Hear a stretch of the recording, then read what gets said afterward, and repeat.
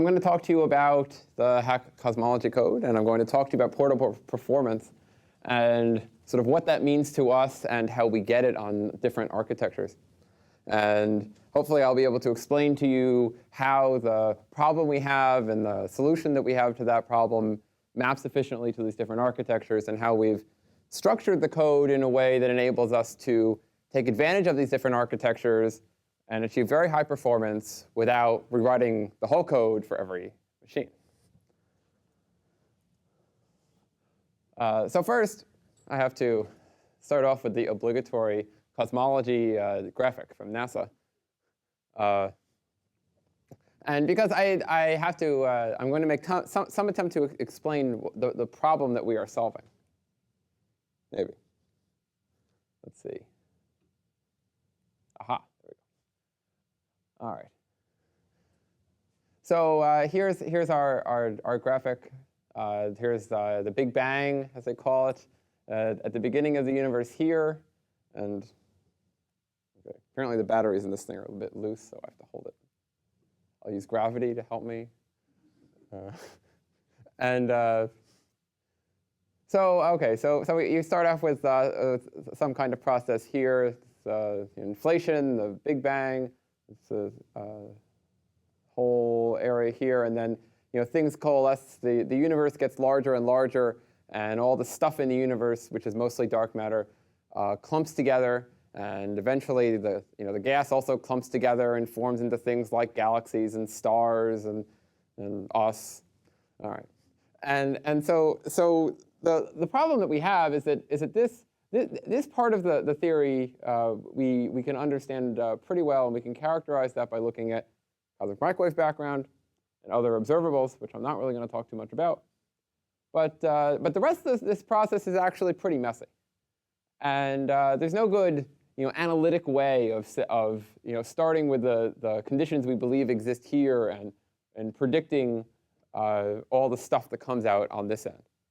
And so of course you would say, well, obviously it's messy because there's gas and rocks and hydrodynamics and things, but actually it's pretty messy even at the larger scales where you really only have to worry about large amounts of dark matter and other stuff moving around. And cosmology has come a long way in the last decade, 2 decades. There used to be a sort of running joke that in cosmology, a factor of 2 was considered a precision estimate. But now actually we have what I would really call precision cosmology. We have to predict statistics of the distribution of matter in the universe, to sub-percent levels, and doing this really requires numerical computations at a really large scale. So when we do this, we end up with a simulation of all the matter and stuff in the universe and how it evolves over time. And the first thing I want to point out about this is, okay, so this is a picture from our simulation, which I'll talk a little bit about later. But the one thing to notice about it is that it doesn't really look like anything.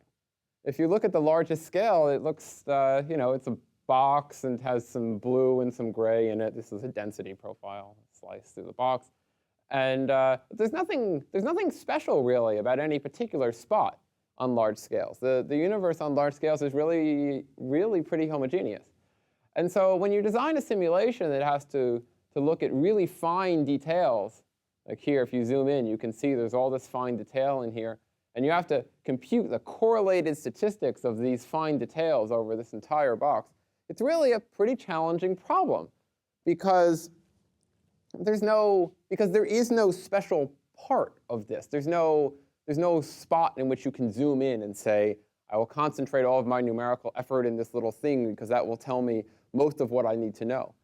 There is nothing like that here. You have to concentrate all of your numerical effort everywhere, and you have to sort of have a very large dynamic range everywhere, all over the entire box. And that's what makes this particular problem particularly challenging.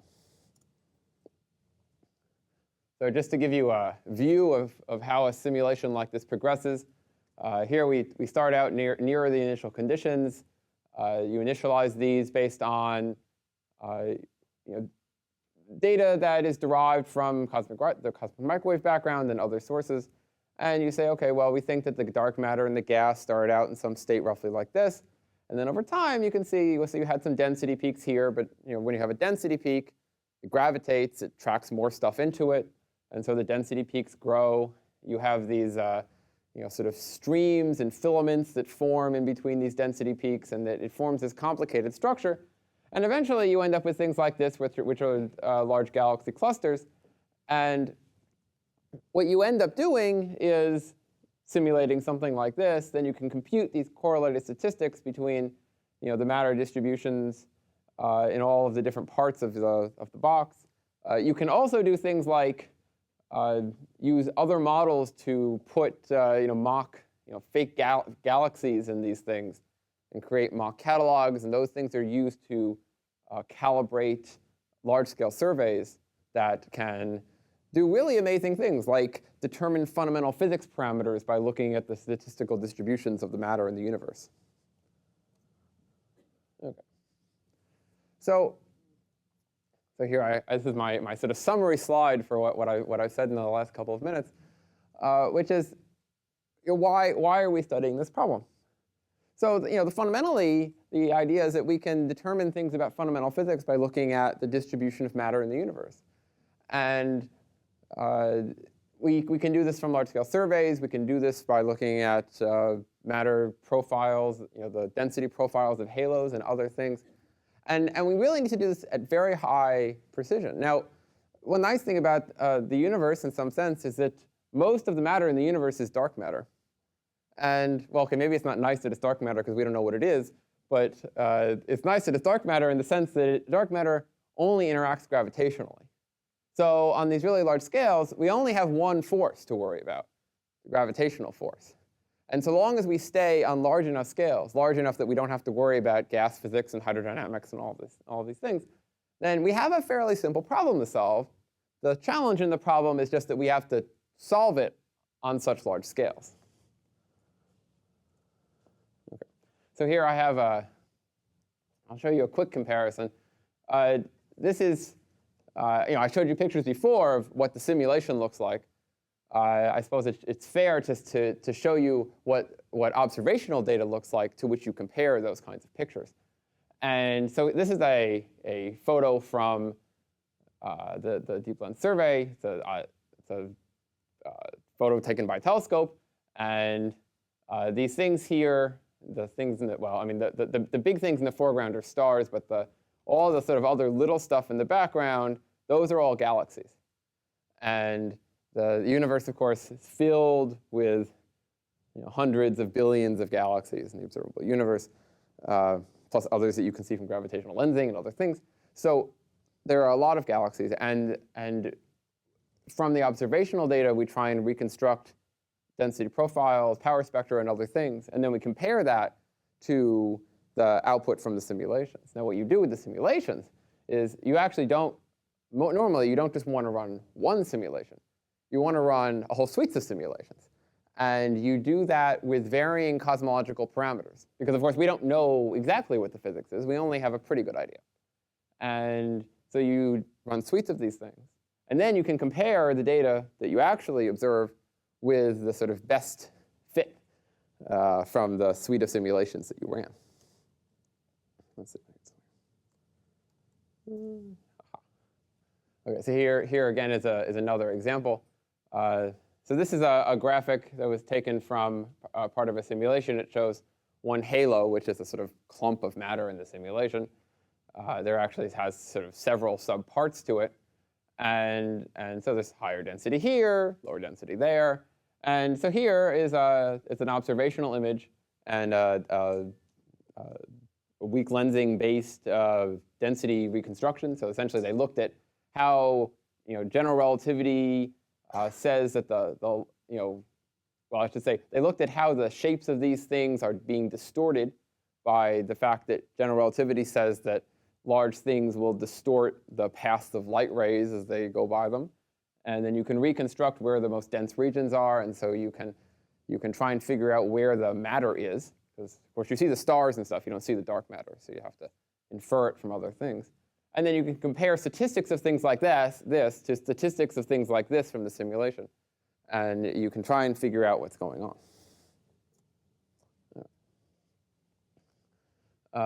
So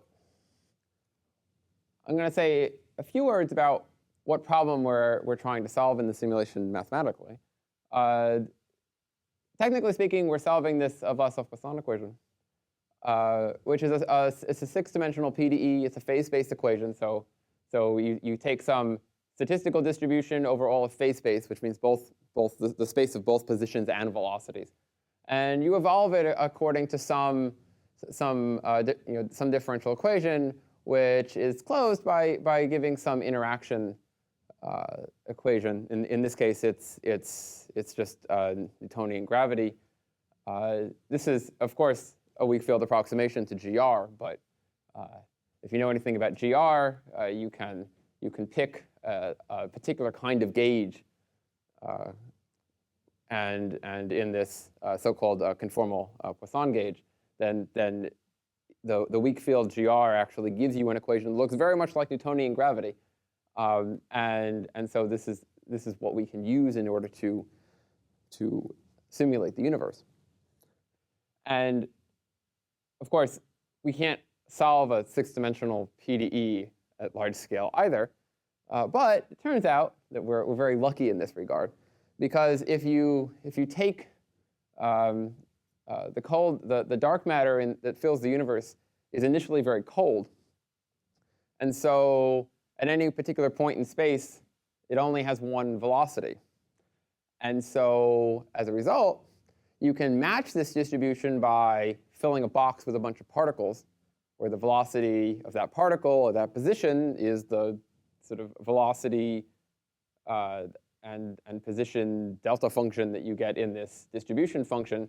And you can show that if you evolve these particles with time, then the distribution that you get when you average over the particles at different positions will converge to this distribution function that you actually want.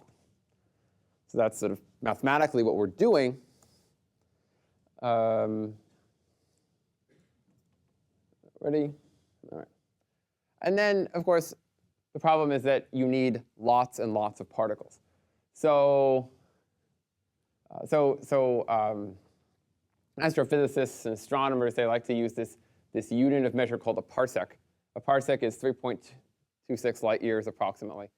And so the size, the volume of space that the modern surveys can observe, are measured on the order of gigaparsecs, right? Billions of light years, and which it's actually fairly amazing if you think about it. I mean, the universe itself is only about 14 billion years old and change, so you're observing volumes of the universe that's on the scale of the universe, and you need to be able to observe clusters of galaxies, these dark matter halos that have about 10 to the 11th solar masses. And so to properly track these things, each of these clusters needs to have hundreds or thousands of these particles in it. And so if you combine all of this information, what you discover is that you need trillions of particles in a box in order to match the resolution that you can get from modern surveys.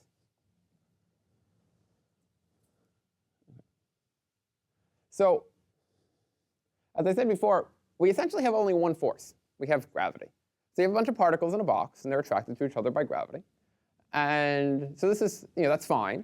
But if you actually tried to do this in the naive way, where you said, OK, I have gravitational force. It's a two-body force problem, right? I have particle A. I can compute its force by summing up the gravitational force with all the other particles in the box. Well, that's an n-squared problem, but now I have trillions of particles. So you're not going to solve a problem by doing trillions squared calculations every time step. So you have to have some more intelligent way of doing it than that. Now, luckily, as it turns out, there are more intelligent ways of doing it.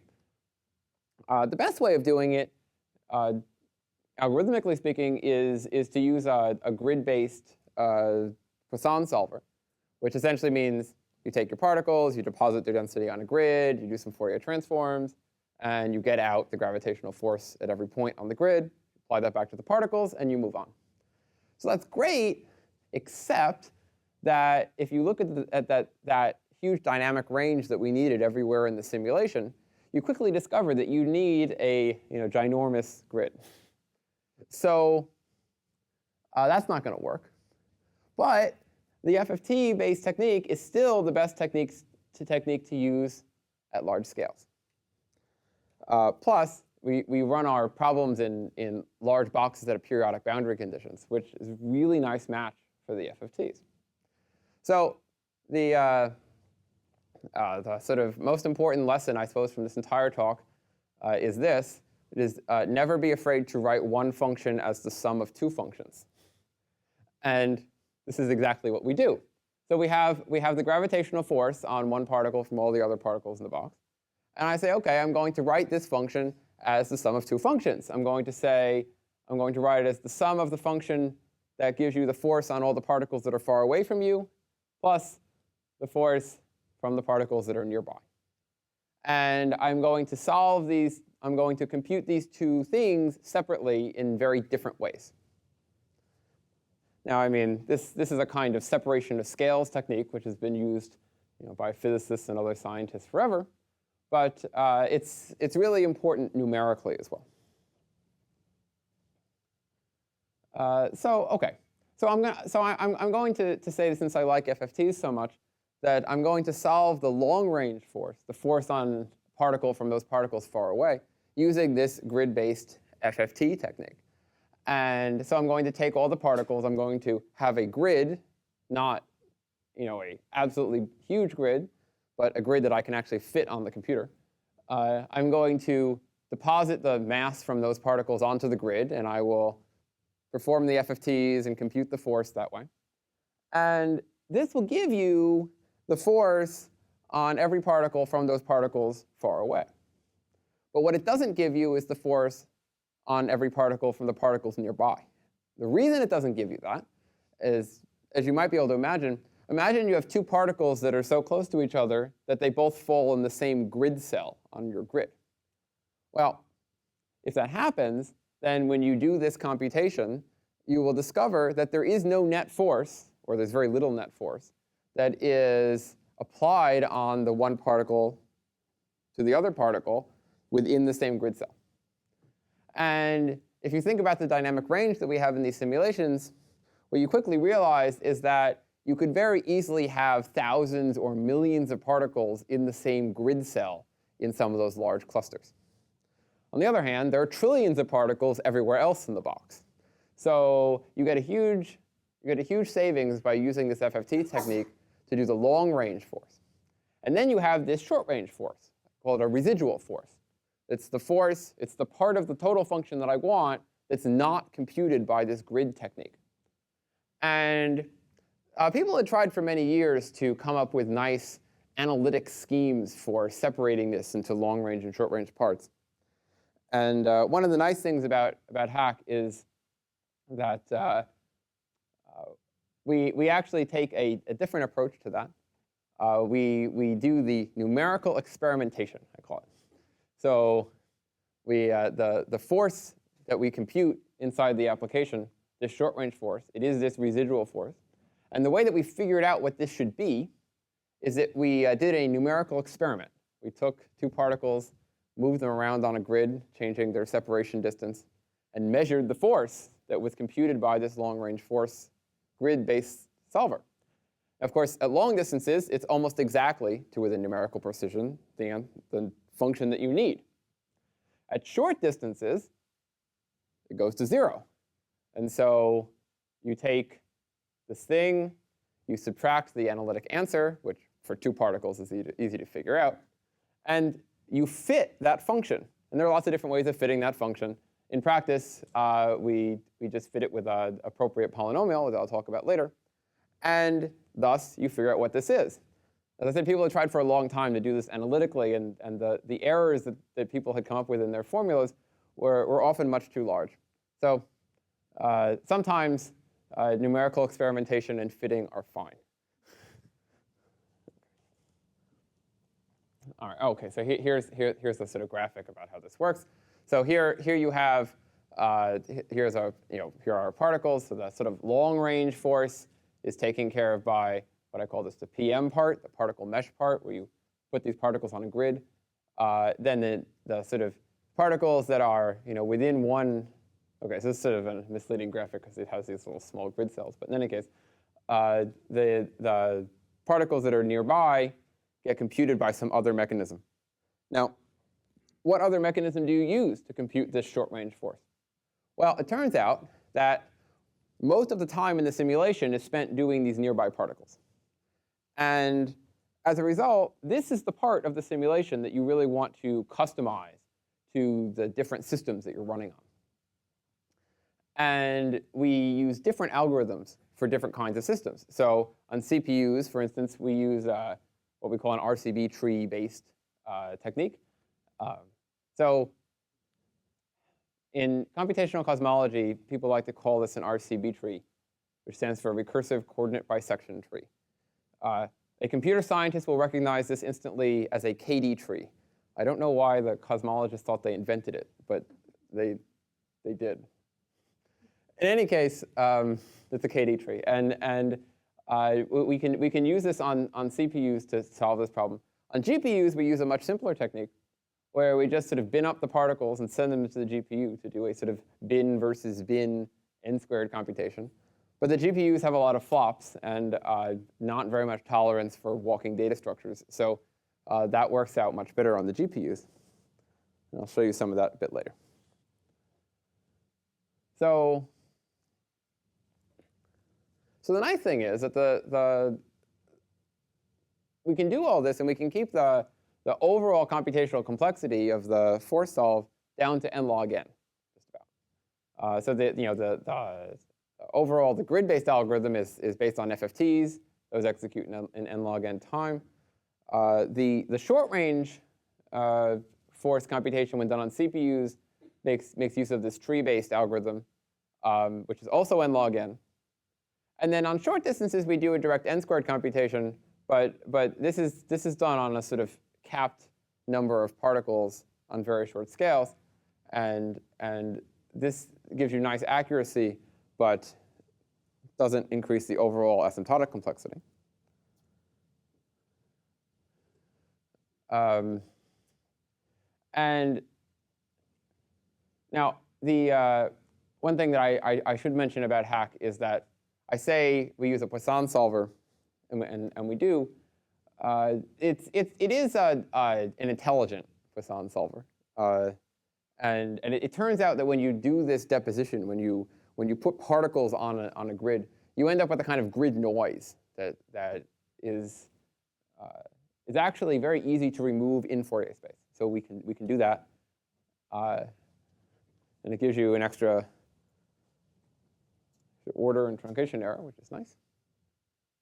And the other thing I'll mention about the Poisson solver is that, especially on machines that have lots of nodes, like on the Blue Gene, it's really important that you use an intelligent way of distributing the grid for the FFTs. So we use a pencil-based distribution, which means that the FFTs are distributed in 2 dimensions, not just one, which people used to be able to get away with, and they can't much anymore.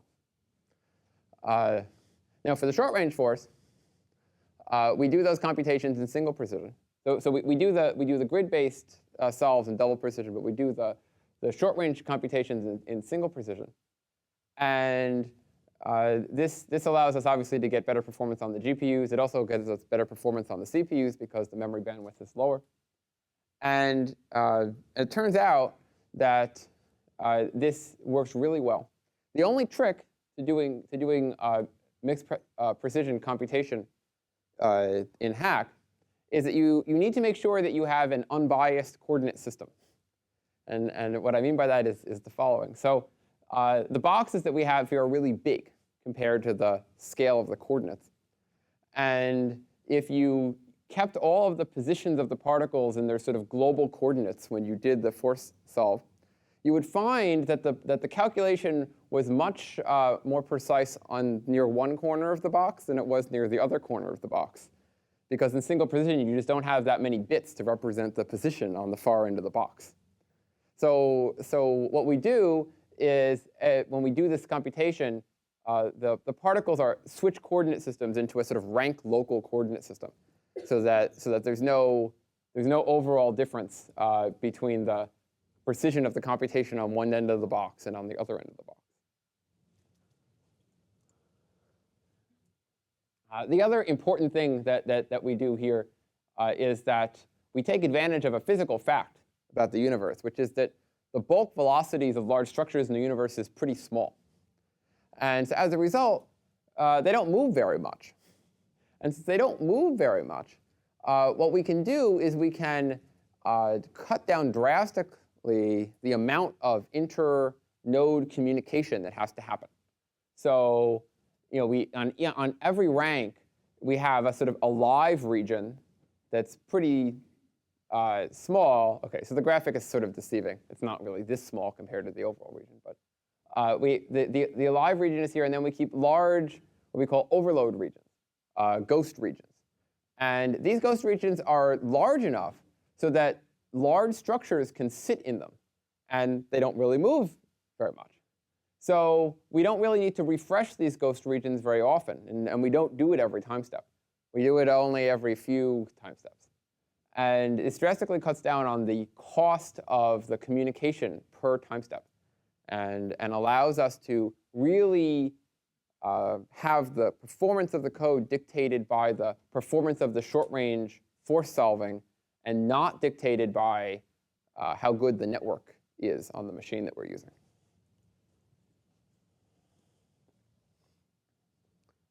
I think that's what I just said. OK. So for the time stepping, I think we do the sort of fairly standard thing. We use a symplectic solver to evolve the particles, and it's a split solver. So we do, we apply the sort of long-range force operator, which is done using these FFTs. We then apply the short-range force. We then apply the long-range force, and we subcycle this. So the time scales for the long-range force are long, because on large scales, and things don't move as much as on short scales. So it's more important to have accuracy on the short-range force solve. And so again, this is another way in which we avoid communication on the machine. We only do this large global FFT step. We do that twice per time step, which is really once per time step in most cases, because of course you have another time step here, and this T over 2 and the T over 2 that goes there will merge. So it's really sort of once per time step. And then the short-range force solver is what we call subcycled. So we'll do this 3 or 5 times per time step. Again, it's another way in which we cut down on the amount of communication that we're doing. Now, on the CPUs, as I mentioned, we use this tree-based technique in order to do the short-range force solving. So what this means is that we take the particles and we divide them. And so the construction is actually fairly simple. You take particles in the box, you divide them, say, at the center of mass in one dimension. Then you do the same thing on the next in each of those boxes, and the same thing in each of those boxes, et cetera. Now, the trick here is that you don't do it all the way down to single particles. A traditional tree code for these kinds of computations would divide these boxes down to had single particles. Now, the advantage of doing single particles is that you get the strict n log n asymptotic complexity. But it turns out that's much slower on modern systems than leaving a fixed number of particles in each box. So on the blue gene, for example, we leave about 100 particles in each box. On an x86 machine, we would probably leave about 20, just because the relative speed of the force computation versus the tree walk is different on the different systems. So we divide this down, and then when we go to compute the force, we just have to say, OK, I'm going to interact all these particles with all the particles in their neighboring boxes. And then for the boxes that are farther away, we use a monopole approximation, which is sufficient for the accuracy we need. And the important part to note about the tree build is that as it's doing this division, as it's dividing the particles into these sub-boxes at every time step, it's also sorting the particles. So all the particles on one side of that dividing line, all the particles that are over here, are sorted to the first part of the buffer, and all the particles over there end up in the second part of the buffer. And then when you divide it again, the same thing happens. So the particles end up sorted based on their physical location. And then when you go to do the force computation, all these particles are near each other in the cache on the CPU. So this is what really enables us to get high performance on these force computations, is that the particles are all local to each other in memory, at least statistically speaking. So another benefit I'll point out of leaving multiple particles in those boxes at the bottom of the tree is that it leads to a more accurate computation. So here I've just made a graph of the sort of number of particles in the leaf node of the tree, the boxes at the bottom, and versus the sort of average relative error for a particular test problem. And you can see as you increase the number of particles you leave left in the box, you're actually doing more of the local computations exactly. And those, of course, dominate your error budget. So as you increase the number of particles you have in the box, your relative error falls off. And it's single precision. So this is essentially computing accurately to machine precision.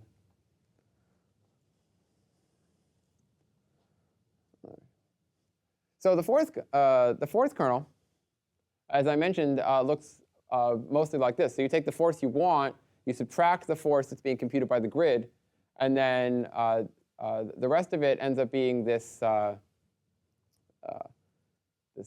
fifth order polynomial. At least on the blue gene, it's a fifth order polynomial, and it turns out that works pretty well on other systems also. And I'm going to sort of share a story here about thread scalability. So when we first implemented this scheme, we implemented it with a threading, a very fine-grained threading scheme. So what we did is, each box, the particles would be divided up among all the threads on the system. And then each thread would take its group of particles and compute the force on the other particles in the sort of interaction list. And then update the force on those particles. And it turns out that we couldn't scale this very well past about 8 threads per node. Now, on the blue gene, you can go up to 32 or 64 threads per node. So this was fairly unsatisfactory. And as a result, we ended up implementing a different scheme, which I'll talk about in a minute. And the other points I'll also talk about later. So, yep, sure. So when you calculate that force, so you are saying you calculate this one with single precision? Yes. Okay. So all the coefficients in the polynomial, everything is single. Everything's single precision. Yep. So yes, that's right. Let me think about that. Okay, so sort of. I'll say sort of because on the blue gene anyway, there are no actual single precision operations. You have single precision rounded operations, but you don't. There's no particular advantage to using them. So all of the input coefficients are in single precision, and all the numbers are in single precision. But the intermediate results are going to be double precision values, just because on the blue gene there's no sort of there's no rounding of the intermediate results, because there's only double precision in the vector units. Right, and so when we compute this fourth kernel, remember I said that the particles were sorted by this tree, and so everything is very local memory. Moreover, we end up explicitly prefetching the data, which I'll show you a bit about later. We use a polynomial, which is quite convenient because that's computing polynomials is exactly what modern supercomputers are designed to do. Right? I mean, most of the sort of flops they have, right, are in a fuse, multiply, add instruction that they provide to you, and that is for computing polynomials. So you must compute polynomials if you want high performance. And you also have to use the other tricks that are available. So, for example, Newton's law has a power law in it here, and so you need to compute this quantity. And in order to compute this quantity, you need a sort of reciprocal square root operation. And it turns out that you can use an estimate. There's a reciprocal square root estimate instruction with some Newton iterations that you can use, and you can get an answer very efficiently that way. And also, you need to make sure that you don't have any branches inside the inner part of your loop. And I'll also talk about that a bit later. OK, so I mentioned that we had two different threading schemes. So the first threading scheme was where we divided up the different particles in each leaf node on that tree and assigned them to different threads. And as I mentioned, this doesn't really scale past about 8 threads. It tails off. And in fact, if you try and use too many threads, it gets worse. The amount of time that it takes to compute the answer goes up. So as a result, what we did is we implemented a different scheme. So what we do instead is we divide up all the leaf nodes, all the sort of boxes at the bottom level of that tree among different threads. And it turns out that if you have millions of particles, tens of millions, hundreds of millions of particles on every node, and you have 100 particles or so in each of those boxes, then there are lots of boxes. So you get a lot more parallelism that way. There's a little bit more competition for resources because now all of the threads are trying to update different parts of the data structure. But nevertheless, it turns out that this is a much more efficient way of doing it. So, and here you can see that this scales out to 32 threads, which is about as much as you can hope to expect for this, because given the fact that we have a highly tuned force kernel, and you only have two pipelines per core, and you have 16 cores. That's the most you can get here. And so the lesson here's my lesson: balanced concurrency. This is the lesson. So you need to make sure you have enough work, and you divide up that work in some relatively balanced way among all your threads. So of course, when you divide up, so in our case, we're dividing up all these little boxes that have particles in them. Some of those boxes are bigger, some of them are smaller, because in some places the particles are more spread out than others. So the amount of work that has to be done to compute the force on those particles is not the same in every box. They say, well, what do I mean by balanced? Well, it has to be balanced in some sort of statistical sense. The other thing you have to remember is that sometimes the compiler and the tools infrastructure will help you. So here's my 2-second hint. The 2-second hint is that if you have a loop and you're using OpenMP, and the things that you are executing are not necessarily all equal in computational work, there is a dynamic scheduling option. And that means that in this loop, instead of just taking, OK, well, I'm going to take the first n iterations to give them to thread 1, and the next n to give them to thread 2, et cetera, you can tell it to dynamically schedule them. That means that it will start up however many threads it's going to start. And then each thread will ask for the next item on the list and take it, work on it. Then when it's done, it will go back and ask for the next one. So it keeps everything much more balanced. There's a little bit more overhead to it, obviously, but if these things are expensive, then that overhead is negligible. And this is something to keep in mind, especially if you're using OpenMP for these kinds of problems. OK. So here's my quiz for everybody. Not really a quiz. So this is a sort of mock-up example, and I'm going to talk about in a few minutes anyway. I'm going to say something about how we vectorize this force kernel, and before I do that, I'm going to try and answer the question of, well, why did you need to do that? Couldn't the compiler do it for you? And the answer turned out to be no, and so I'm going to see if anyone can figure out why before I tell you the answer. Now, you can. We did. OK. No, this is actually what it looked like, more or less. So actually, we still sort of have this if structure in the kernel once it's vectorized.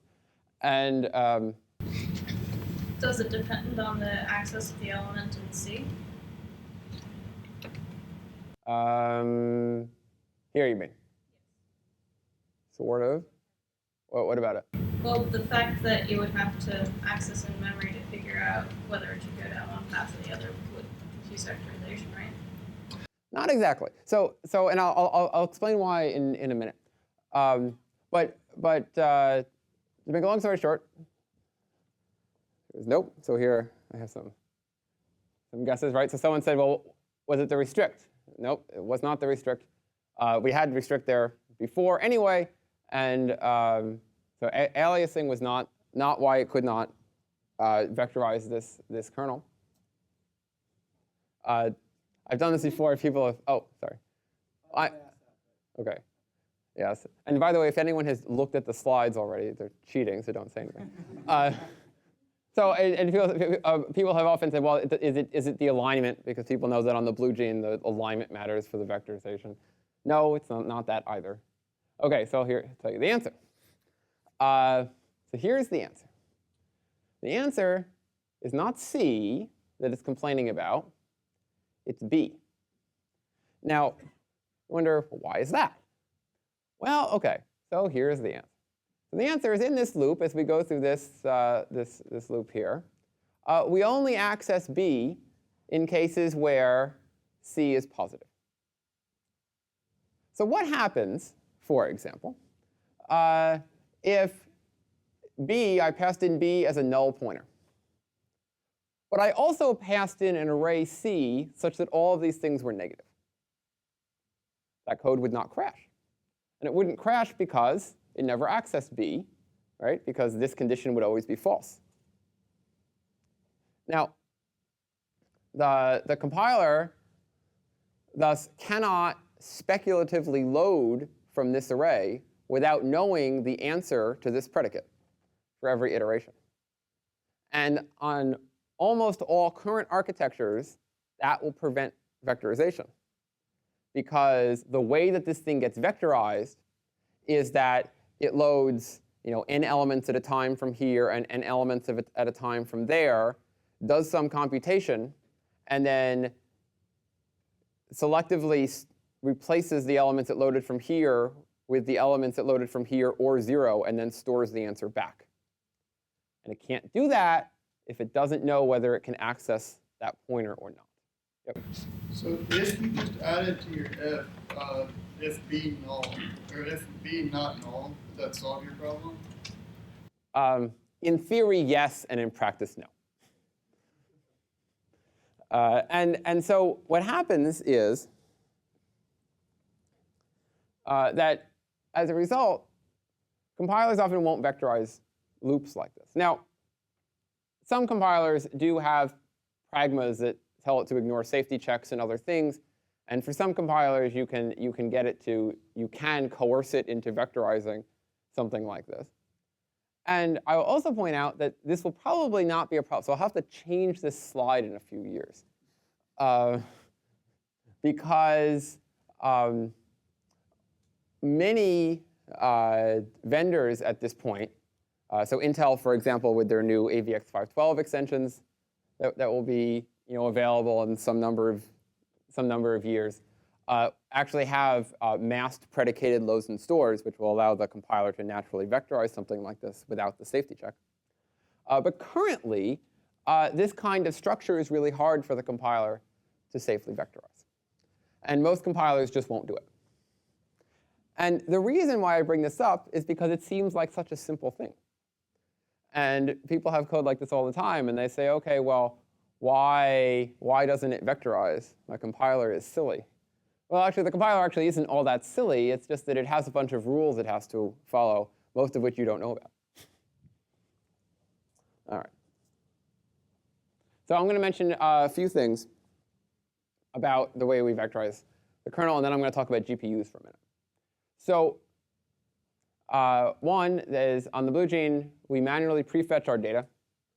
So the IBM compiler has this DCBT intrinsic, which is named after the obvious. It's obviously named, of course, because it's named after the machine instruction that does the prefetching. If you use GCC, then there's a built-in prefetch, which is a little bit more obviously named. But especially on machines like the blue gene, but also important in some cases on x86 and other architectures, is to prefetch your data into L1 cache. So well, I shouldn't say most, but many machines do not prefetch data. Even machines that have a hardware prefetcher don't prefetch data into the L1 cache because they're very afraid about cache pollution. So they only prefetch data into the L2 cache or some other cache. And you can get a performance gain by prefetching your data into the L1 cache before you use it. The only danger, of course, in doing this is that you don't want to do it unless it actually gives you something, because these are extra instructions you're executing in your loop, and if they don't buy you anything, then they just cost you something. Just to give you a flavor of what it looks like when we vectorize these things with intrinsics, the compiler provides these kinds of intrinsics like this, and this is subtract, and that's multiply. These are loads, et cetera. And so, we can write out this, fifth order polynomial. It's not too bad to do this by hand, and so we can make sure that we unroll this in a manual way. Of course, as I mentioned before, supercomputers are really built to do mainly one thing, which is evaluate polynomials. They have this fused multiply and add operation, right? It's A plus B times C, and that's what they really want to do. That's how you get the most sort of bang for your buck out of the hardware. And so if you can make use of these operations as you can when evaluating polynomials, that's exactly what you want to do.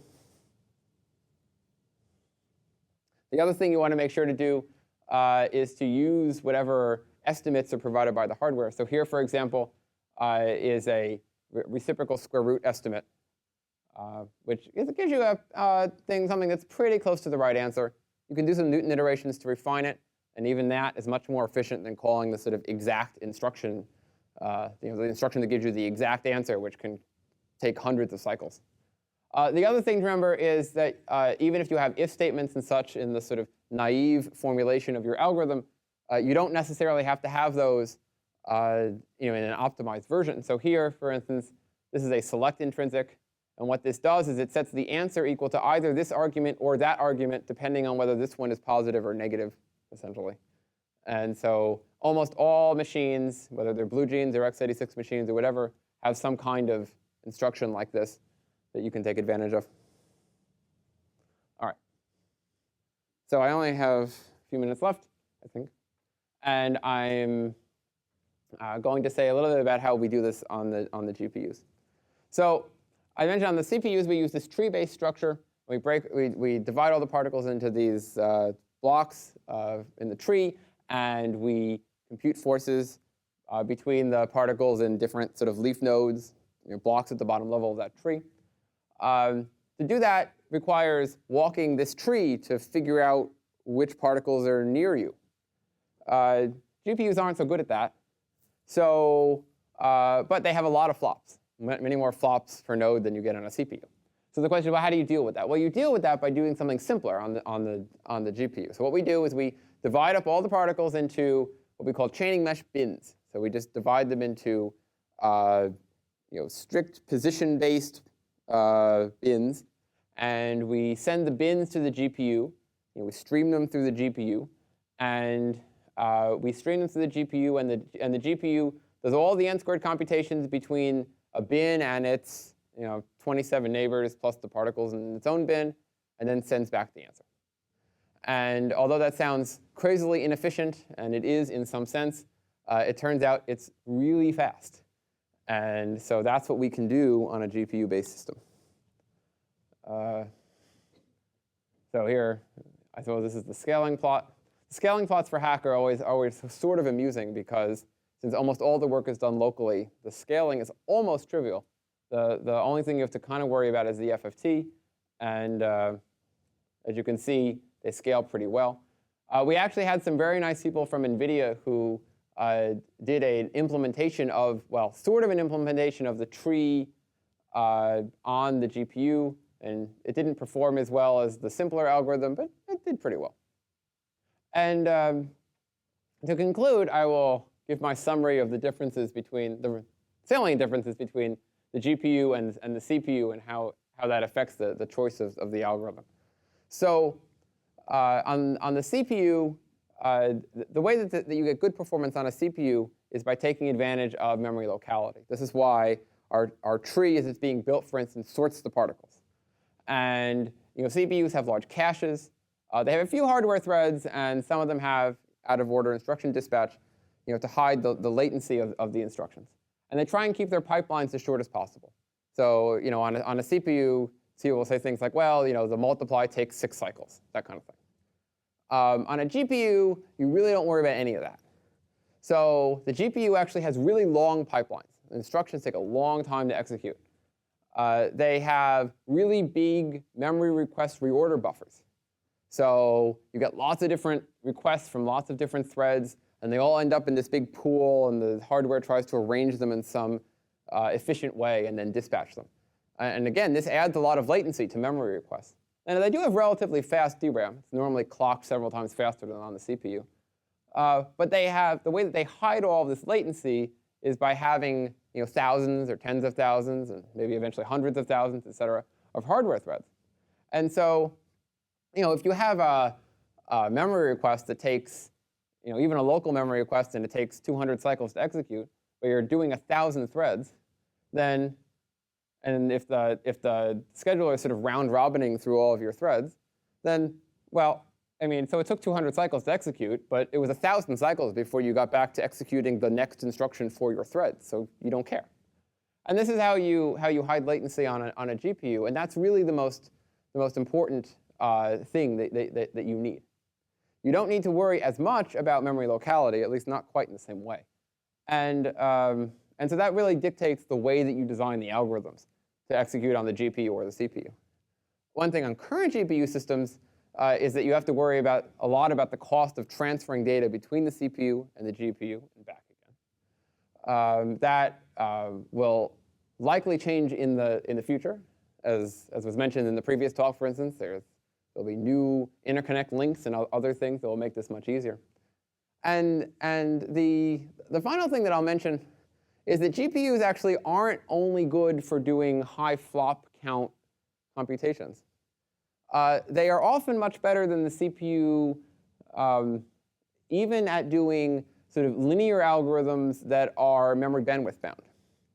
And the reason for that is that the on-chip memory bandwidth is often much higher on the GPU than it is on the CPU. So for example, in HACC, we had a very simple algorithm that went through every particle and updated its position based on its velocity. So we iterated through every particle and essentially said, x plus equals, v times dt.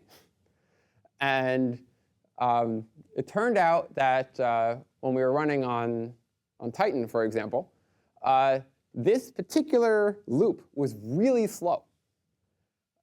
And it turned out to be much better to do it on the GPU, which is what we ended up doing. And the reason is because the on-chip memory bandwidth on the CPU is not very good, at least not compared to the GPU. So we were able to get a nice speed up by doing that algorithm on the GPU, which some people consider counterintuitive because it's not really a flop-dominated computation, but it's just because the GPU does have better on-chip memory bandwidth. For what it's worth, the Blue Gene also has very nice on-chip memory bandwidth. And so on the Blue Gene, that algorithm is not any kind of particular bottleneck, but it is on commodity hardware. And I'll end by saying just a couple words about parallel I/O. So when we do these big simulations, we end up writing out hundreds of terabytes of data. And in fact, if we tried to write out full particle snapshots for every time step that we would like, we would very quickly make all the facilities people very angry with us because we'd use up all their disk space. So we can't do that. But nevertheless, we write out many petabytes of data. And I have a couple of pointers for this. So one is that for very large writes, we do not use collective MPIO. People often they often make this mistake. They use collective MPIO for small files, and it works really well. And then they try and do it for large files, and they get horrible write performance. And there are a number of reasons for this, which you can talk to me about afterwards if you're curious about. But in short, don't do it. You can use non-collective MPIO, or you can just use POSIX-IO on essentially any system. You can call open and read and write and close. And so long as all your ranks are writing to different parts of the file, that's fine. The other thing to remember is if you're writing out a fixed amount of data, then please set the size of the file first and then write the data second. The reason for this is that on most file systems, every time you change the size of the file, something has to get a lock on the directory entry that the file is in to update its metadata. And if you have many ranks trying to do that, then you're going to have a real problem. So just set the size of the file once and then write the data into it. You should really give each rank, if possible, a separate section of the file to write into so that they're not overlapping. This ends up being pretty important. And on most HPC systems, the compute nodes are local to some certain number of I/O nodes, or metadata servers, or whatever they're called on the different systems. And you should really give each one of these things its own file to deal with. So on the Blue Gene, for instance, we write out one file per I/O node. So for every run, we end up with hundreds of files instead of one. But the performance for doing that, the performance benefit is really pretty nice. And my last and final point is that please make sure that you can verify your data, because file systems experience errors. And not only do the file systems experience errors, but random bit flips occur in transit as your data goes from the file system to your job. We had a problem in one place, for example, where there was a file system server that had a bad RAM module. There was corrupting data that went through it. So that it was fine on disk, and when it got to the compute nodes, it was corrupted. So in HACC, for instance, all of our data has CRC64 codes, checksums, that are used. They get computed before the data is written out. They get stored in the files, and when the data is read back in, it is verified. This data corruption is fairly rare, but if you are dealing with large-scale data, I mean, we write out petabytes of data, and when you have large number times low probability sometimes equals non-trivial probability, and this is what happens. So and also people have had problems where data has been corrupted when it's been written to tape. There's all sorts of things that can happen, and really you do not want to burn millions of CPU hours only to figure out that the reason that your the answer was bad was that the data that you ran in when you started it wasn't any good. So I highly recommend doing that. Also, if you use an I/O library, don't depend on the library doing it either. So NetCDF and parallel NetCDF, for instance, don't have any kind of checksums in them. HDF5 can, but they normally turn them off for performance. Or at least they turn them off on a lot of the tuned installations that you get on the HPC systems. So I recommend doing it yourself. But I have some nice source code for CRCs if anyone's interested. So with that, any questions? How are you organizing each rank to run into this joint space? Just F-seeking around? Yeah, so when we go to write out our data files, there's a communication step where the ranks communicate with each other how much data they have to write. And so the ranks write in order. So they can each sort of allocate to themselves a distinct portion of the file. And on many systems, you actually also want to pad that position, because the underlying file system will have some page size, like 4 megs or 8 megs or something. And for the best performance, you don't want 2 ranks writing to the same page, because then the file system has to, there's lock contention on the pages. And you can also eliminate a lot of the lock contention by using POSIX-IO instead of MPI-IO, because it turns out the semantics of MPI-IO generally dictate that the MPI library also takes locks in addition to the underlying file system drivers taking locks. And so you end up with that extra layer of overhead, which can be a problem. For the FFT, are you using FTW or GPU-based FFT? Which FFT are you using? So on Titan, we just use FFTW. We use the vendor-tuned FFTW, whatever that's doing. And in fact, on every system, we use the vendor-tuned FFT. So it turns out that, and we do our own distributed FFT. So the thing that we take from the vendor is just the local serial FFT, and then we add our own distribution and threading around that. So so one nice thing about FFTs, at least the serial versions nowadays, is that you can use FFTW as your code interface, and that means you can use FFTW, obviously. Then both IBM and Intel provide FFTW compatible wrappers for MKL and ESSL, respectively. So you can use their wrappers, and then so in HACC, it looks like we just use FFTW, but we can actually use these vendor libraries on the various systems. We could use, so if the FFT were a particularly significant part of the runtime on the system, on the GPU systems, we could use some sort of GPU FFT for the local FFTs. It turns out that normally that's not worthwhile, and mostly because I think on every system that has GPUs that we run on, the network is relatively bad. And so it turns out that the distributed FFT, the time is dominated by the communication time, not by the compute. So optimizing the compute too much doesn't make much sense. On the Blue Gene, it's nice. We use the ESSL for the local FFTs, and the FFT itself is about half in compute and half in communication time, which is really what you'd like on a system that's balanced for that. If you do have one of these checksums and you find that some file's been corrupted, can you deal with that at runtime, or? So no, I mean, well, in theory, you could do lots of intelligent things. In practice, what we do is we just bail.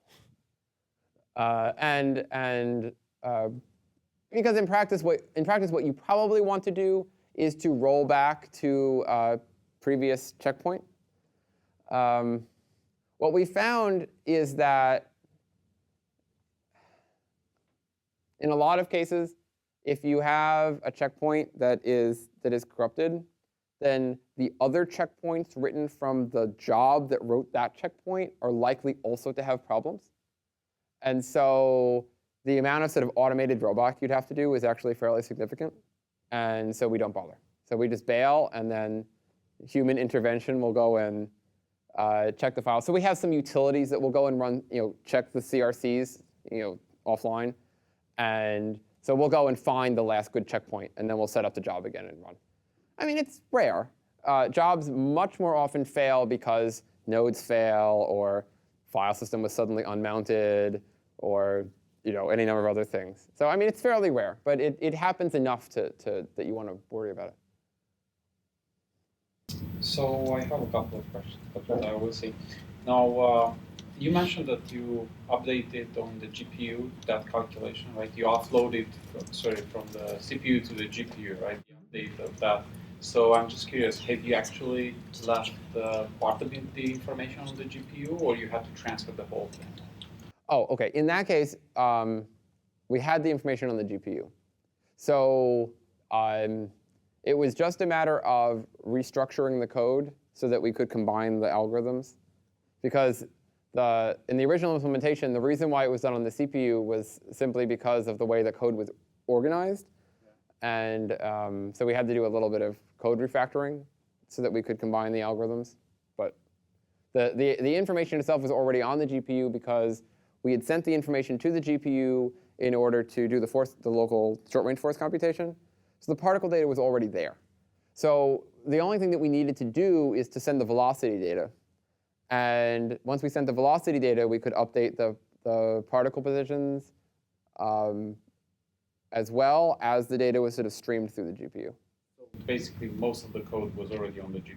Yeah. Most of the calculations was done on the GPU. Yes, that's right. Okay. So now I'm just curious, I think on slide 26 or something, you showed with the different number of threads, what kind of performance that you get. I'm just curious, how would that one compare if you just ran MPI ranks? Yes, so with no threading. Well, okay, so in HACC, you have to be somewhat careful about running no threading because you can very quickly run out of memory. And because each rank needs to have a kind of ghost zone of particles. And that size of that ghost zone is fairly large.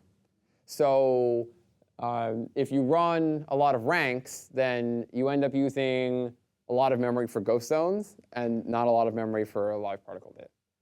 What I can tell you is that switching from here to there gave us about a factor of 2 speed up in the total time.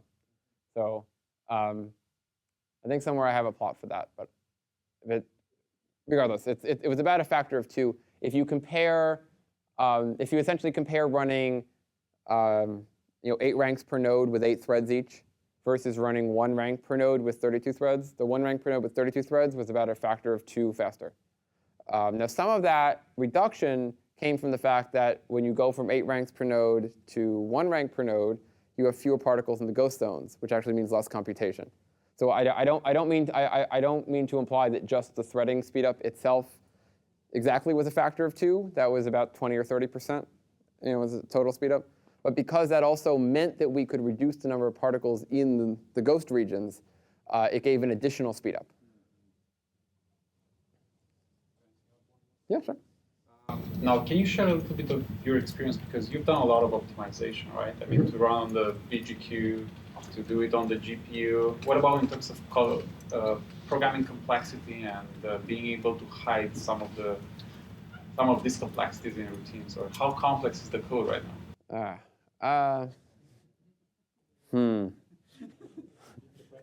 Yes.